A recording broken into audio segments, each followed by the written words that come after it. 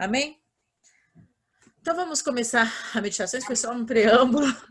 Eu queria que vocês abrissem a Bíblia em Efésios. O que eu tenho no meu coração para pregar por algumas semanas, talvez umas 2 ou 3 semanas, é o texto de Efésios, aliás, o livro de Efésios, a carta de Paulo aos Efésios, para a gente começar a pensar naquilo que Deus estabeleceu para a igreja. Paulo, a carta de Efésios é chamada de um tratado eclesiológico, né? Ele começa a carta aos Efésios falando que qual é o plano de Deus escondido, qual era o plano de Deus que havia sido escondido ao longo dos séculos e que foi revelado, né?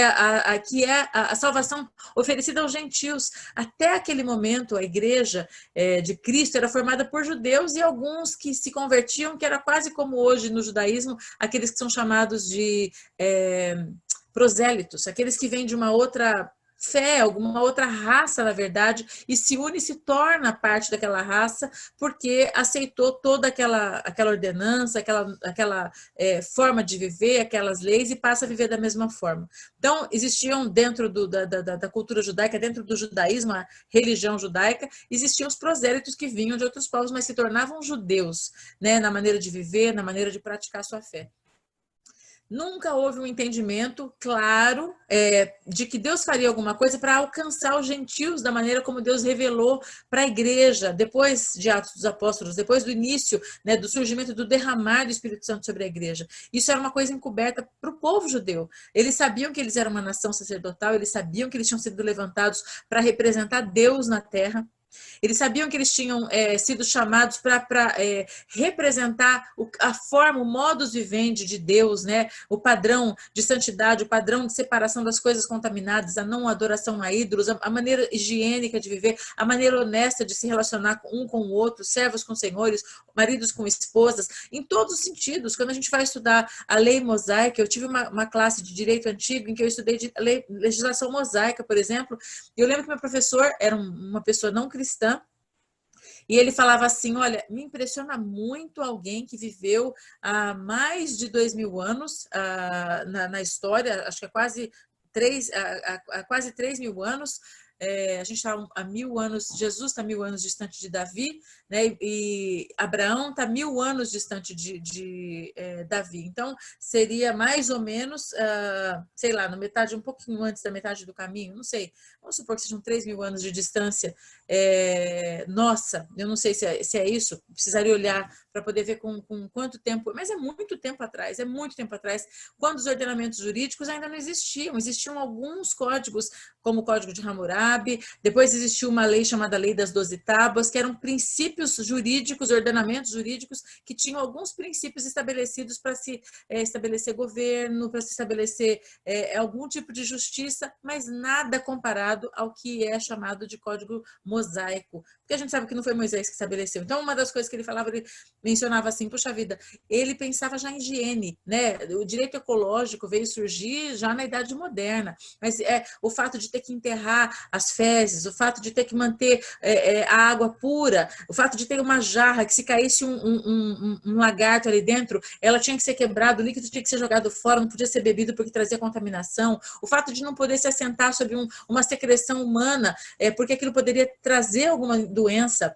né? Então, se fosse a pessoa tivesse algum tipo de corrimento, como a Bíblia fala claramente, ou se tivesse sangue, ou se a mulher tivesse no seu período menstrual, então nada disso poderia ter contato porque transmitia alguma doença e não se sabia, não se tinha ciência para se provar essas coisas. Como é que ele conseguia?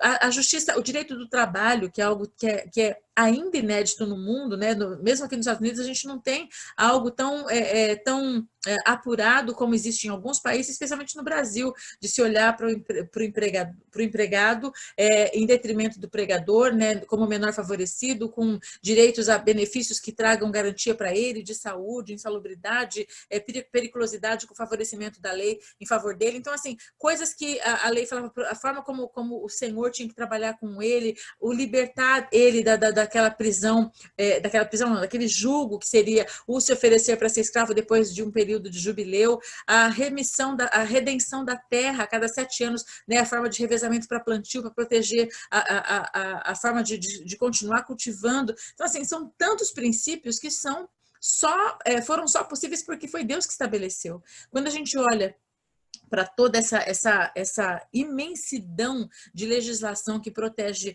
os relacionamentos por exemplo, de casamento, não pode se casar, não pode misturar irmão com irmã, não se pode casar o pai com a nora. Deus vai estabelecendo de uma maneira tão assim pura, em que a gente vê que o cumprimento daquela lei mantém uma nação saudável, tanto no sentido de pagamento de dívida, quanto de relacionamento de trabalho, quanto de punição pelos crimes cometidos, a lei da proporção. Então, assim, tudo isso é tão de maneira tão precisa estabelecido que não dá para ter uma mente tão brilhante que consegue pensar em todos esses detalhes com tanta riqueza, estabelecer um ordenamento jurídico há tantos séculos passados, né, tantos milênios até, quase 3 talvez, fazer com que uma sociedade fosse tão organizada se não fosse pela mão de Deus. Então Deus estabeleceu a nação judaica para ser uma nação sacerdotal, com esses princípios tão fortes, para que eles pudessem mostrar aonde existe o único Deus, é assim que se vive. Israel não conseguiu viver dessa forma, nunca conseguiu. Por isso que Jesus falou, não há ninguém que faça o bem. Né? Lá em Isaías, não há nenhum sequer. Todos se desviavam, cada um se desviava pelo seu caminho, todos nós nos desviávamos, cada um se desviava pelo seu caminho, mas o Senhor fez cair sobre ele a iniquidade de nós todos, porque nós todos sempre fomos tendentes ao pecado. Né? A palavra de Deus fala que o coração do homem é enganoso mais que todas as coisas, fala que a estultícia nasce ligada ao coração da criança. Então, assim, a tendência da humanidade, por causa do pecado, é de ir para o lado mal, é de ir para o pecado, é de errar, é de cair, é de falhar. E quando Jesus ele deu a sua vida, ele ele abriu um espaço para que não mais uma linhagem consanguínea nos desse a possibilidade de ser uma nação que representasse a Deus, mas ele fez uma nação sacerdotal espiritual, que nos dava a possibilidade, sim, de ser uma nação que representasse a Deus, mas não porque éramos descendentes de Abraão fisicamente, mas cada um, de qualquer povo, de qualquer língua, de qualquer etnia, de qualquer lugar, onde decidisse, eu quero servir esse Deus. Então a decisão parte de você em compromisso com ele, independente de onde você veio. E isso era um segredo. O diabo não sabia disso. O mundo não sabia disso. Os anjos não sabiam disso. É esse segredo que Deus revelou a partir do nascimento da igreja ali em Atos dos Apóstolos. E é disso que Paulo fala na Epístola aos Efésios, falando que esse mistério que estava escondido desde a eternidade surgiu para que Deus pudesse então revelar a forma de redenção da humanidade e como criar, como estabelecer não apenas uma nação sacerdotal, mas uma família que estaria vivendo a partir daquele momento com ele. Porque lá no capítulo 1, nos versículos versículos de 1 a 14, que a gente vai ler agora rapidamente, fala qual é o propósito criacional de Deus. E esse propósito criacional que foi lá na eternidade passada que se estabeleceu, passou por toda a criação, passou pela queda, passou pelo levantamento de uma nação. Deus olhou para Abraão lá em Gênesis 12 e falou: em ti serão benditas todas as famílias da terra. E Deus foi separando um povo para ali trazer Jesus, para em Jesus poder consumar o pagamento do preço do pecado e dali levantar aquela família, né? Aquela noiva que ia sair para então ser família de Deus. Não é lindo isso? É maravilhoso, eu fico encantada como Deus é tão tremendo. Vamos abrir as nossas Bíblias então em Efésios capítulo 1. E vamos ler do 1 a 14, que fala um pouquinho sobre isso. Quis fazer esse preâmbulo para a gente poder pensar como Deus planejou a igreja, né? Nós estamos falando de igreja, a gente está falando de como ser igreja, o que as pessoas ambicionam de ter um lugar de relacionamento com Deus, de vida com Deus, ou de fazer parte dessa estrutura, desse corpo, e no que implica isso, né? E é isso que Paulo fala em Efésios. E o que tem queimado no meu coração é: vamos entrar a fundo no propósito de Deus, no sonho de Deus, no que Ele desejou para nós, como parte desse projeto que Ele tinha desde a eternidade passada e que passou por tantos séculos para construir esse panorama todo, para chegar em nós. E a gente está aqui agora prontos para viver como igreja e completar na nossa geração o que compete a nós, para que ele possa expandir o seu reino e alcançar muitos outros para se tornarem integrantes da igreja de Cristo. Qual que é o propósito? Qual que é o sonho dele para nós? Como que a gente pode viver como uma igreja que tem uma vida aparente, que tem uma vida sem relacionamento genuíno com ele, que não se importa de saber qual que é o projeto que ele tem para esse tempo, para essa geração, o que ele quer alcançar? Como que a gente pode viver uma vida assim tão fria, tão vazia, tão ensimesmada, voltada para os meus sonhos, para os meus projetos, para o meu tempo de vida na Terra, né, para tentar conseguir alcançar alguma coisa, se tudo isso é tão passageiro e tudo isso faz parte de um projeto tão grande, de que forma eu posso conseguir ser tão egoísta e não me voltar os olhos para algo tão maior, que vem passando por cima da nossa cabeça de gerações e gerações anteriores e que alcança até a última geração que vai se encontrar com o Senhor Jesus Cristo. Não tem como, né? É essa igreja que nós temos que ser, essa igreja que nós temos que viver, é isso que nós temos que descobrir e é nesse projeto que nós temos que nos lançar com todas as forças, porque é para isso que Deus nos criou e para isso que Ele nos chamou, foi para isso que Ele nos escolheu, para fazer parte desse povo. E é isso que a gente vai fazer em nome de Jesus. Abre então a sua Bíblia em Efésios 1 e a gente vai ler do 1 ao 14. Eu vou ler aqui na minha Bíblia, estou lendo na NVI. Paulo, apóstolo de Jesus, pela vontade de Deus, aos santos e fiéis em Cristo Jesus que estão em Éfeso, a vocês graça e paz de Deus, nosso Pai e do nosso Senhor Jesus Cristo. Bendito seja o Deus e Pai do nosso Senhor Jesus Cristo, que nos abençoou com todas as bênçãos espirituais nas regiões celestiais em Cristo, porque Deus nos escolheu nele antes da criação do mundo para sermos santos e irrepreensíveis em sua presença. Em amor nos predestinou para sermos adotados como filhos por meio de Jesus Cristo, conforme o bom propósito da sua vontade, para o louvor da sua glória, da sua gloriosa graça, a qual nos deu gratuitamente no amado.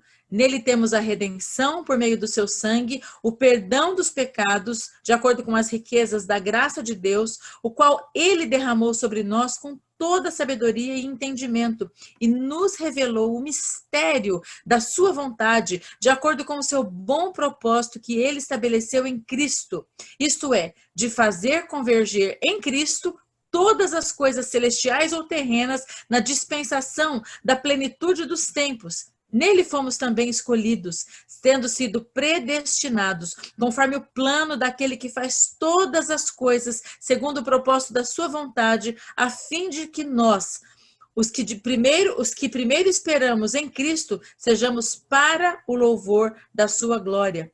Quando vocês ouviram e creram na palavra da verdade, o evangelho que os salvou, vocês foram selados em Cristo com o Espírito Santo da promessa, que é a garantia da nossa herança até a redenção daqueles que pertencem a Deus para o louvor da sua glória.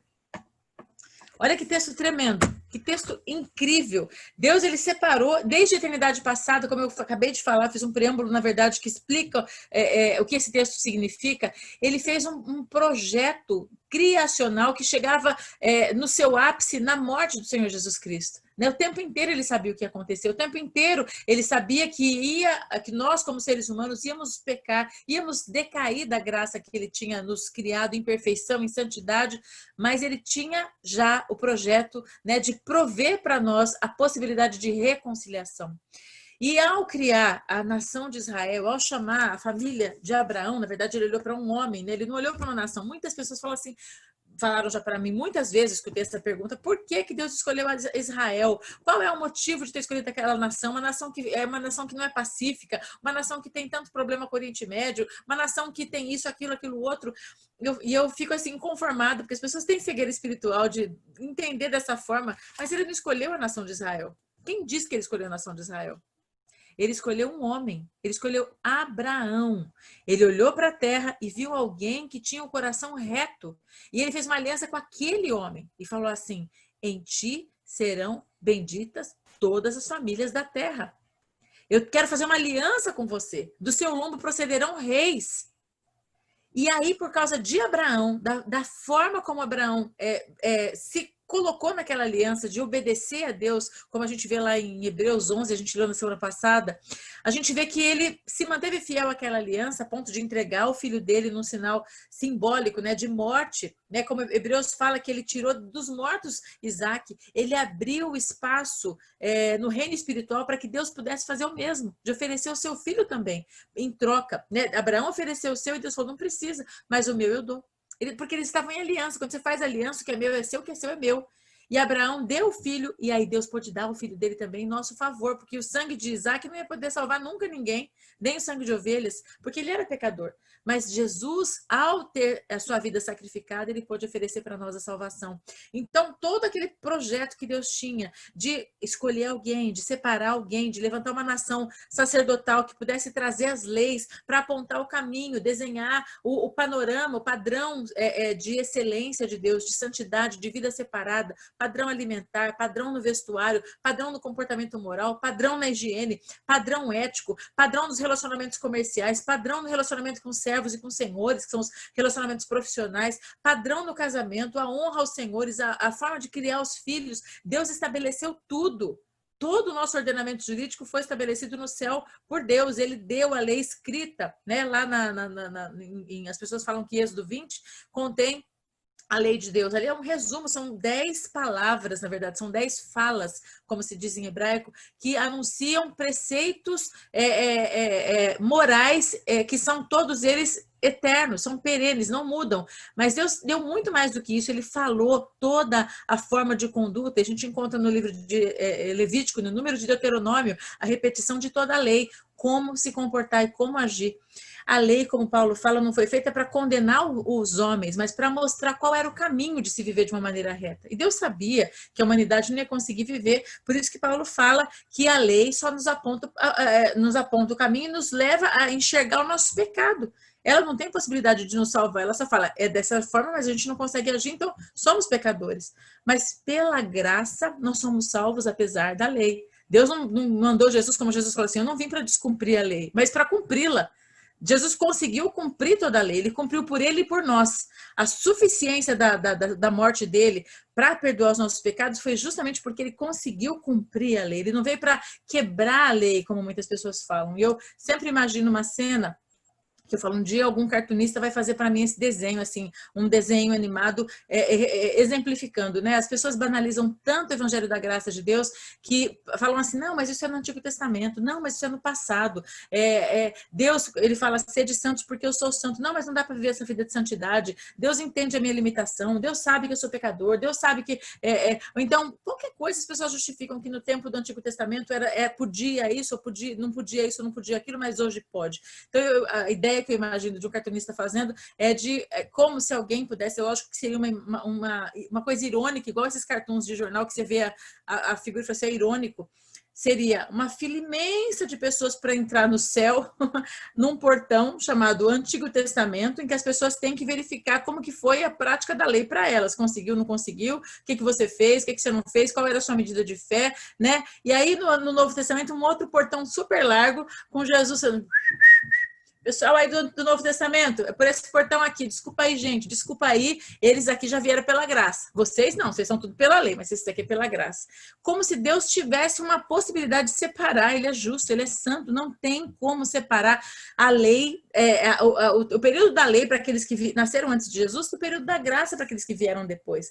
É um Deus só, nós vivemos sim debaixo da graça, como no Antigo Testamento se vivia debaixo da graça. Não fosse assim, como que Davi chegaria a ser chamado de um homem segundo o coração de Deus? Como?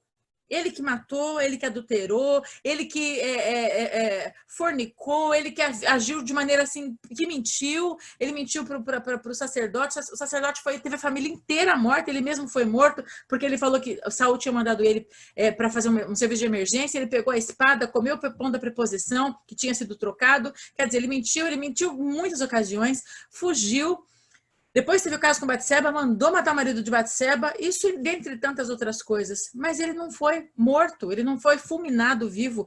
Não foi porque ele é melhor do que alguém, porque Deus... Não, tudo bem, Davi, ele é um cantor, um grande cantor, tem uma voz bonita, então deixa ele passar. Lógico que não, é porque ele viveu também debaixo da mesma graça que a gente vive. Só que o mesmo Deus de juízo e de um coração que traz justiça, que faz justiça apesar do seu amor, na verdade a justiça é por causa do amor, é o mesmo de hoje. É porque nós não vemos mais as pessoas sendo fulminadas. Isso, na verdade, não aconteceu várias vezes, aconteceu uma única vez. Das pessoas serem fulminadas ali no meio do deserto. Em muitas outras ocasiões aconteceram pecados terríveis. E a gente vê uma situação de pessoas sendo mortas por mentira no Novo Testamento, já no período da graça, que é o que aconteceu com Ananias e Safira. São demonstrações do que é a ira de Deus, do que é a santidade de Deus, do que é o pecado aos olhos do Senhor. E as pessoas querem viver assim, não, mas agora a gente está no período da graça. Esse agora a gente está no período da graça é uma furada, é uma mentira, é um engano mental que faz com que as pessoas tentem viver ou pensem que elas podem viver de uma maneira menos compromissada com a palavra, ou que pode, tudo bem, faz um pecadinho branco, que Deus vai perdoar. Não é assim, não é assim. Deus deseja que nós sejamos santos. Ele diz, sede santos, porque eu sou santo, sem santidade ninguém verá o Senhor. Nós vamos conseguir viver essa vida de santidade no dia a dia, na luta diária, todos os dias, pecando e se arrependendo, como João fala, que a gente tem que fazer. Né? Ele fala, aquele que fala que não é pecador já está mentindo. Desculpa.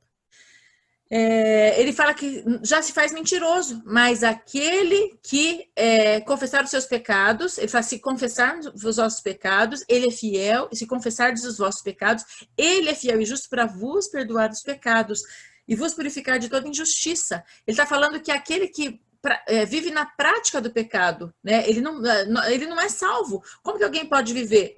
É diferente de uma pessoa que, sei lá, acontece uma situação, ele peca num sentimento talvez naquele impulso, mas alguém que habitualmente peca, ele adultera hoje, aí fala, vou pedir perdão, adultera amanhã, pedir perdão, adultera depois de manhã, quer dizer, não houve transformação, não houve mudança, não há possibilidade de a pessoa conseguir aliás, dela imaginar que ela pode ter um relacionamento genuíno com Deus se ela vive na prática do pecado, não tem como. Né? Se não há transformação, não tem graça nenhuma que cubra isso. Na verdade, não tem graça nenhuma para nada. Ou há transformação, ou há essa luta contra a carne, ou essa mudança contínua, essa busca por crescimento, essa busca por uma vida num padrão apresentado por Deus, no Antigo Testamento, inclusive, que é onde nós encontramos a lei que nos aponta, não é para viver a lei, não estou falando que ninguém tem que viver a lei, não estou judaizando nada. O que eu estou dizendo é que a lei moral, ela nos aponta um padrão a ser vivido. Quando ele fala para não ter casamento misto, Paulo fala também para não ter casamento misto, né? Não casar com alguém fora do Israel. Por que eles não podiam casar com pessoas fora de Israel? Porque eles eram idólatras. A gente vê o que acontece, por exemplo, com Acabe. Ele foi, casou com Jezabel. O que aconteceu? A primeira coisa que ele fez, ele construiu o castelo para Baal. Ele construiu um poste ídolo, Azerá, para fazer as adorações dos postes ídolos num bosque que ele construiu para ela também. Se a gente olha para Salomão, a Bíblia fala que quando ele ficou velho, ele não conseguiu mais resistir aos pedidos das mulheres que ele se casou para fazer alianças políticas, e aí ele começou a construir vários templos a vários deuses e adorar aqueles deuses junto com as mulheres que ele tinha. Então, assim, quando acontece um casamento misto, não é que, não, porque ela não tem o meu sangue, ela não tem aquele... Então, ela não é boa o suficiente para mim. Não é isso que a Bíblia está falando, é assim, porque você não vai conseguir... Davi, você não pode te guardar? Não. Então, só não faz barulho, por favor, que me atrapalhe, desculpa. Quando acontece um casamento misto, acontece essa corrupção, é muito difícil de conseguir manter essa santidade. Então, Deus separou, Deus estabeleceu princípios, que são princípios que a gente olha para eles e consegue enxergar. Eu tenho que viver nesse padrão, né? É um ordenamento jurídico, é uma forma de viver que não é um padrão para Israel, como muitas pessoas falam, mas é o padrão do reino de Deus. Não foi um rei que constituiu as leis, não foi um homem que constituiu aquelas leis, foi Deus que constituiu. Mais uma vez, não estou falando, vamos então voltar à prática da lei do Antigo Testamento. Não estou falando isso. Acho que vocês estão entendendo. O que eu estou dizendo é, Deus estabeleceu princípios éticos, princípios de justiça, princípios morais. Não estou falando de lei cerimonial também, não. As leis cerimoniais foram feitas por causa do templo, foram feitas para poder fazer com que aquelas pessoas conseguissem viver naquele sistema e cultura em que existia. Mas as leis morais, sim. As leis morais são eternas, são princípios imutáveis de Deus, que ele estabeleceu para a humanidade, para os homens viverem. Então, não dá para dizer que porque nós somos no período da graça, então nós vivemos numa outra condição, porque seria fazer esse desenho animado que eu falei, que Jesus fala, o pessoal da graça, por esse portão aqui, foi para vocês que eu abri a passagem, né? Vocês, desculpa aí, vocês estão no Antigo Testamento, então vocês passem por lá, verifiquem como está a situação de vocês, a filha é mais demorada, porque tem que ver caso por caso. O pessoal da graça passa direto aqui, porque para vocês a coisa é mais tranquila. Como que a gente pode imaginar um Deus que é justo agindo dessa forma? Não tem como, não tem como. Então, quando Paulo fala que Deus, ele já tinha um plano, o plano não passava só para o Antigo, aliás, pulava o Antigo Testamento, Jesus falou assim, olha, não deu certo, vamos passar um risco aqui no Antigo Testamento, a coisa era para funcionar de um jeito, deu mal, deu tudo errado. Então, agora vamos começar de novo, a gente começa agora de um outro jeito. Vem Jesus, morre pelo pecado de todo mundo, porque ninguém conseguiu viver dessa forma, e aí a coisa fica mais fácil para vocês. É lógico que não foi isso que aconteceu. O plano já estava estabelecido desde a eternidade passada. Deus tinha um projeto desenhado, construído. Eu já vi uma vez um pregador dizer que quando Deus estava discutindo aquele plano, era como se a Trindade estivesse junta, e ele falasse assim, bom, eu vou criar todas as coisas, então vamos definir quem faz o que aqui, né? A gente tem que morrer pela humanidade, porque somente sendo Deus para conseguir viver essa santidade. A humanidade não consegue viver. Aí Deus, o Filho, falou assim, eu morro. E a gente precisa estar com eles todos os dias. Deus, o Espírito Santo, fala assim, eu fico com eles. Né? Então Deus falou, então eu crio tudo, Deus o Pai, crio todas as coisas, Deus o Filho desce, morre em nosso lugar, são todos um. E Espírito Santo, ao Jesus subir, eu fico com eles para poder estar falando com eles, estar mantendo eles aquecidos, mantendo eles firmes. Ou seja, quando a gente vê essa linha toda sendo construída, sendo traçada, Deus tem que ter muita paciência em esperar a humanidade ser criada, aceitar a queda, compreender a limitação humana, prometer a promessa de que haveria um libertador, esperar o tempo de que a própria humanidade reconhecesse que ela era tendente para o pecado, o dilúvio provou isso, que a humanidade tendo uma segunda chance, tendo uma segunda oportunidade de começar do zero, em seguida já caiu outra vez. O mundo se degenerou muito rápido, de Adão para frente, os homens não buscavam a Deus. Enoque, né, foi o primeiro a invocar o nome do Senhor, o sétimo depois de Adão, a invocar o nome do Senhor. A humanidade foi vivendo do seu jeito, de qualquer forma, e ela se corrompeu de maneira profunda. E aí, quando chegou num limite em que o cálice da ira de Deus transbordou, a Bíblia fala que Deus se arrependeu de ter criado o homem, porque não tem um verbo, talvez, melhor para expressar o sentimento que Deus teve, de desejar com que aquele mal fosse extirpado para que houvesse a possibilidade ainda de redenção para a humanidade. Então, ele separa uma família que não havia se contaminado e fala, olha, vocês vão recomeçar a história. né? E aí ele permite que Noé e a sua família vão para a arca, tudo é limpo, todo aquele pecado é expurgado, igual quando a gente faz uma limpeza, né? Uma cura interior, foi uma cura interior do planeta, né? Foi todo mal, foi dissipado, a natureza foi toda limpa, aquelas coisas horríveis que eram praticadas foram exterminadas. Na primeira oportunidade, um dos filhos de Noé, que é na verdade Canaã, neto de Noé, ele comete um pecado contra o seu avô, e o seu pai é amaldiçoado, ele é amaldiçoado, a gente não consegue saber qual é a intensidade desse pecado, mas se supõe que foi talvez uma tentativa de prática de homossexualidade, provavelmente influenciado por aquilo que ele havia recebido já do mundo antigo e trouxe para o mundo. Ele viu que o mundo foi exterminado, mas trouxe as práticas homossexuais, porque ele viu o avô nu, ouviu o pai nu, porque, na verdade, Cã é filho de Noé, mas a maldição vem sobre Canaã. Ele fala, maldito seja Canaã. Né? Não se sabe ao certo se ele amaldiçoou Canaã por causa do pecado de Cã, ou se foi realmente Canaã que fez aquilo. De qualquer forma, o que aconteceu foi que a maldição foi tão grande sobre eles que trouxe uma descendência inteira de inimigos de Deus, de pessoas que se voltaram contra Deus, que inclusive a origem da idolatria surge a partir de descendentes deles, né? Quando vem os primeiros homens que fazem culto, inclusive a construção de Babel logo em seguida, que é por Nimrod, né? Através de Nimrod, que era aquele homem que a Bíblia fala que era um caçador contra o Senhor, que era casado com Semiramis, que era pai de Tamuz, que é uma trilogia que representa a trilogia diabólica, né? Eles começam a se levantar contra Deus. O símbolo de Nimrod é um arqueiro apontando uma seta contra o céu, como se ele pudesse atacar Deus, como pudesse destruir Deus, como pudesse matar Deus. Ele é o fundador de Babilônia, né? E Babilônia é o símbolo de toda a idolatria do mundo até hoje, né? E a Bíblia aponta em Apocalipse a destruição de Babilônia, que foi um lugar fundado por Nimrod, que é ali logo depois dos dias de Noé, pouquíssimo tempo depois. Ele foi fundando cidades todas idólatras. Então a gente vê assim que Deus passou por tudo isso, ele suportou toda essa história acontecer e manteve um povo. Ele fez uma aliança com Abraão, falou assim, essa linhagem aqui vai manter santidade, para dali ter uma semente pura de onde possa vir o Messias. E Jesus vem para então consumar um projeto. Como é que eu posso dizer que num projeto que tem tantos detalhes, Deus falou assim, olha, o Antigo Testamento é de um jeito, o Novo Testamento é de outro. Eu sou do período da graça. Para mim, a coisa é mais fácil. Eu não estou naquele período. Como que eu posso ser louco de imaginar que Deus, na sua infinita justiça, é inescrutável a justiça de Deus, imaginar que ele fez diferença, que ele faz diferença entre mim e entre outros que nasceram no período anterior ao Senhor Jesus Cristo, porque eles estavam na antiga aliança. Na antiga aliança não significa que ela foi anulada, e a nova aliança, a segunda aliança, ela é um complemento da primeira, não houve anulação de aliança, não houve cancelamento, houve um complemento, né? Existia a promessa e Jesus veio. Deus estabeleceu a lei para que nós pudéssemos saber o que era pecado, e Jesus cumpriu a lei para que nós pudéssemos ser perdoados, mas a santidade de Deus é a mesma, a purificação daquele que se aproxima dele tem que ser a mesma, e o propósito da igreja, então, é manifesto. Em Efésios, no capítulo 1, 2, depois no capítulo 3 e 4, ele começa a falar o que se espera de nós como igreja, e a gente começa a ver, então, que Deus tinha um plano, e ele manifesta esse plano em nós e através de nós.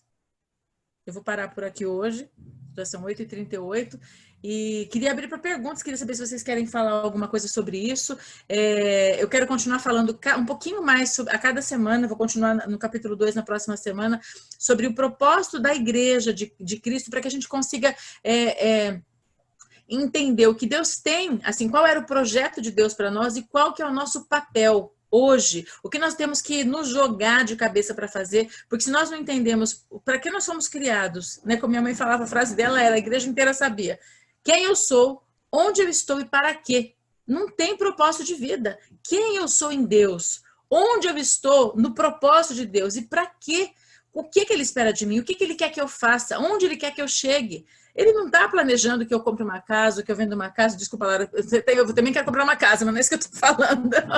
Me perdoa. Mas assim, o projeto de Deus é muito maior. É óbvio que ele quer nos abençoar. Eu também sonho ter coisas que possam me permitir ter mais fluidez, mas menos preocupação com as coisas locais. Mas assim, a preocupação de Deus não está voltada nas minhas necessidades temporais. Deus tem um propósito eterno que vai muito além ou de comprar um carro, ou de fazer um curso, ou de fazer um casamento, ou essas são coisas que Deus nos dá para nos agradar como Pai, que Ele permite que a gente tenha para nos suprir. A gente sabe que Ele tem prazer. A palavra de Deus fala: agrada-te do Senhor, Ele satisfará os desejos do teu coração. Entrega o teu caminho ao Senhor, confia nele, o mais Ele fará. Confia no Senhor, espera nele. Né, o texto fala.